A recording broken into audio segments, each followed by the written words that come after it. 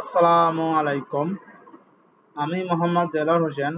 আমি একজন ফার্মাসিস্ট এবং পল্লী চিকিৎসক।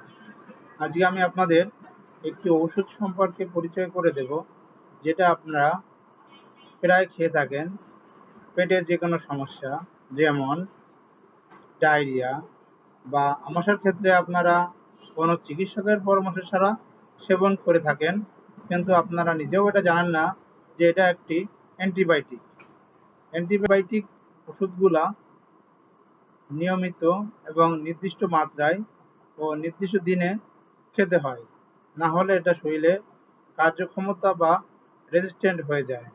এর জন্য আমি আপনাদের ওষুধ সম্পর্কে আজকে বিস্তারিত বলবো।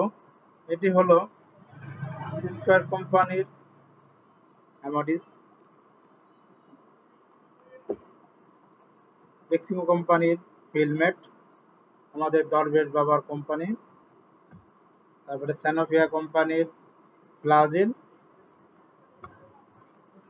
ফ্লামিড, এগুলো তো সব সিরাপ, এবং ট্যাবলেট আইটেমগুলো হলো ফিলমেট,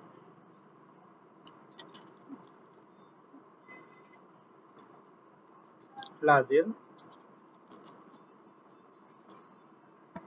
অ্যামোডিস। আমাদের সরকার অ্যান্টিবায়োটিক ওষুধগুলা বক্সে এবং পাতায় অ্যান্টিবায়োটিক বড় বড় করে লিখে দেওয়ার কথা বেশিরভাগ কোম্পানি এগুলো করছে, এবং অন্যান্য অ্যান্টিবায়োটিকগুলা এভাবে পাতায় সিল করা আছে, যেমন এই ফ্লাজিলটা করছে। কিন্তু এখনো অ্যামোডিস বা ফিলমেট এই ওষুধটা এখনো করি নাই, ফলে আপনারাও এটা দেখে সহজে বুঝতে পারেন না এবং কোনো ডাক্তারের পরামর্শ না ছাড়া সেবন করেন, ফলে এটা ঠিক না। এই যে ওষুধগুলো দেখতেছেন এগুলো বিভিন্ন ব্র্যান্ডের। এর জেনারিক নেম হলো মেট্রোনিডাজল, যেটা আমাশা এবং পাতলা পায়খানার ক্ষেত্রে সবাই সচরাচর খেয়ে থাকে কোনো ডাক্তারের পরামর্শ না নিয়ে।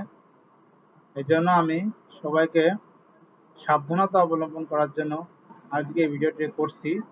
এটি একটি অ্যান্টিবায়োটিক, এটা পাতলা পায়খানা, আমাশা বাদে আরও অন্যান্য কাজে ব্যবহার করা হয়। সুতরাং আপনারা এই ওষুধ সেবনের পূর্বে অবশ্যই একটি ডাক্তারের পরামর্শ নিয়ে সেবন করবেন, যাতে আপনাদের শরীরে অ্যান্টিবায়োটিকের কোনো পার্শ্ব প্রতিক্রিয়া পরিলক্ষিত না হয়। আসসালামু আলাইকুম, ভালো থাকবেন।